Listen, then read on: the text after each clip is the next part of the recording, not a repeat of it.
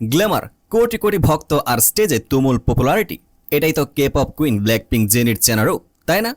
কিন্তু কি ঘটবে যদি সে জেনিকে লাইভে পারফরমেন্সের পর ধুয়ে দেয় আন্তর্জাতিক মিডিয়া? হ্যাঁ, ঠিকই শুনেছেন। পোল্যান্ড এবং ডেনমার্কের সাম্প্রতিক কনসার্টের পর জেনিকে নিয়ে যা শুরু হয়েছে তাকে এক কথায় বলা যায় ক্যারিয়ারের সবচেয়ে বড় বিপর্যয়। পোলিশ মিডিয়া সরাসরি দাবি করেছে জেনির স্টারডম এখন কেবলই অতীত।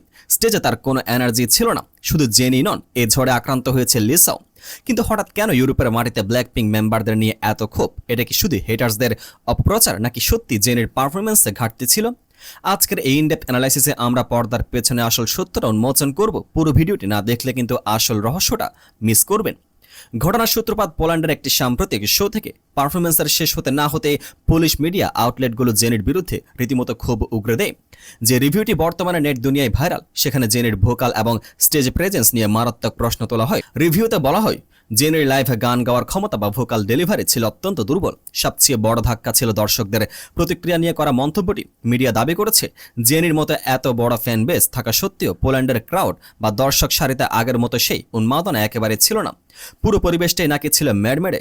একজন গ্লোবাল সুপারস্টারের জন্য এর চেয়ে বড় অপমান আর কি হতে পারে? সোশ্যাল মিডিয়ায় ফ্যানরা এই রিভিউ দেখে রীতিমতো স্তব্ধ হয়ে পড়েছেন। সমালোচনা কিন্তু শুধু পোল্যান্ডে সীমাবদ্ধ থাকেনি, আগুন ছড়িয়ে পড়েছে ডেনমার্কেও। ডেনমার্কের একটি নামী মিডিয়া আউটলেটেও জেনির পারফরমেন্সকে অতিরঞ্জিত এবং হতাশাজনক বলে আখ্যা দিয়েছে। সবচেয়ে রহস্যজনক ব্যাপার হলো একই সময়ে ব্ল্যাকপিঙ্কের আরেক পপুলার মেম্বার লিসাও ইউরোপিয়ান ফেস্টিভ্যালগুলোতে পারফর্ম করে তীব্র ব্যাকলেশের মুখোমুখি হয়েছেন। নেটিজেনদের একাংশ দাবি করছেন কে পপ আইডলরা যেভাবে গ্লোবাল ব্র্যান্ডিং আর ফ্যাশন উইক নিয়ে ব্যস্ত হয়ে পড়েছেন, তার প্রভাব সরাসরি পড়ছে তাদের মূল কাজ অর্থাৎ মিউজিক এবং পারফরমেন্সে। ইউরোপীয় মিডিয়ার এক কঠোর মনোভাব কি ইঙ্গিত দিচ্ছে যে ওয়েস্টার্ন ক্রাউড এখন কে পপ কালচারের উপর থেকে আগ্রহ হারাচ্ছে, নাকি আইডলদের অতিরিক্ত কাজের চাপে এর জন্য দায়ী? আসুন একটু গভীরভাবে বিশ্লেষণ করা যাক। ব্ল্যাকপিঙ্কের মেয়েরা বিগত কয়েক বছর ধরে যেভাবে বিশ্বজুড়ে নন স্টপ ট্যুর এবং সোলো প্রজেক্ট করেছেন, তাতে যে কোনো শিল্পীর ক্লান্ত হওয়াটা স্বাভাবিক। জেনির ক্ষেত্রেও কি সেটাই ঘটেছে, নাকি মিডিয়াগুলো কেবলই ক্লিক বেট আর সস্তা ভিউজের জন্যই জেনিকে টার্গেট করছে? ফ্যানদের একাংশ কিন্তু জেনির পাশে দাঁড়িয়েছেন। তাদের মতে সাউন্ড সিস্টেমের ত্রুটি এবং ক্লান্তির কারণে হয়তো পারফরমেন্সের শতভাগ নিখুঁত ছিল না। কিন্তু ইউরোপীয় মিডিয়া যেভাবে বিষয়টিকে ড্রাগ বা টেনে হিচড়ে বড় করছে, তা সত্যি জেনির ক্যারিয়ারের জন্য একটি বড় অ্যালার্মিং সাইন। কারণ গ্লোবাল মার্কেটে টিকে থাকতে হলে লাইভে পারফরমেন্সের বিকল্প নেই।